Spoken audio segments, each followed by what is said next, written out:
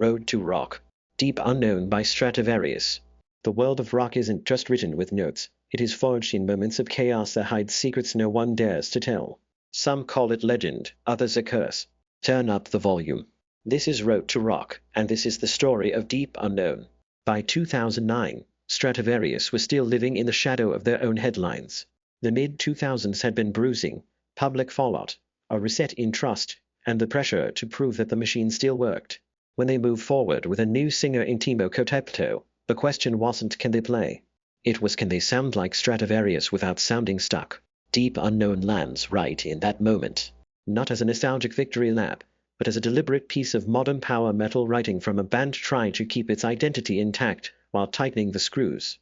The core of the song comes from guitarist Meshas Kupiainen, who by this era wasn't just a new name on the sleeve, he was shaping the direction.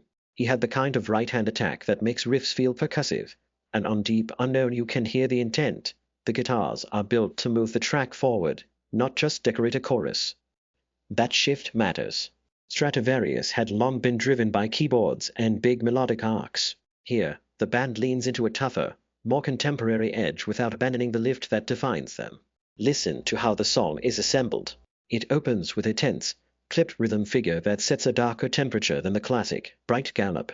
The verse stays disciplined, vocals sit in a controlled lane, the harmony is kept tight, and the groove is almost stubborn. Then the pre-chorus starts widening the frame, and the chorus arrives like a door kicked open, broader chords, a more anthemic vocal shape, and that familiar Stradivarius sense of upward motion.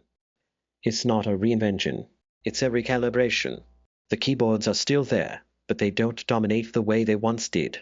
Instead, they reinforce the harmonic lift and add sheen around the guitars. Jens Johansson plays with restraint and precision, less about showing off, more about threading light through the center of the arrangement. And Georg Michael, always a controlled powerhouse, locks the song into a steady drive that keeps the tempo muscular without rushing the drama. The bass sits supportive and clean, mostly about glue and momentum. Recording-wise, this era of Stradivarius is defined by clarity and punch.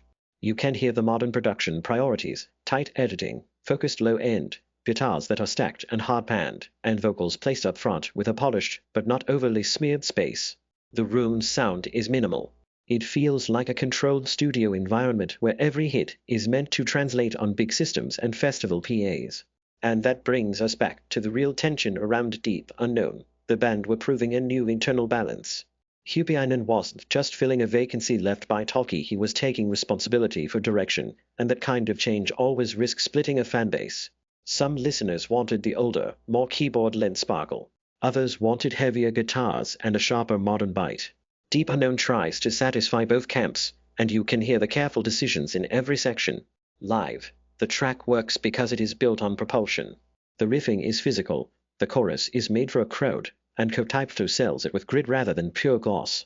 It's Stradivarius, but with the lights turned down and the amps pushed forward. Deep Unknown didn't rewrite power metal. What it did was more practical. It helped confirm that Stradivarius could move past the turbulence and still write tight, disciplined songs that hit hard, with craft you can measure in the arrangement, the performances, and the sound coming out of the speakers.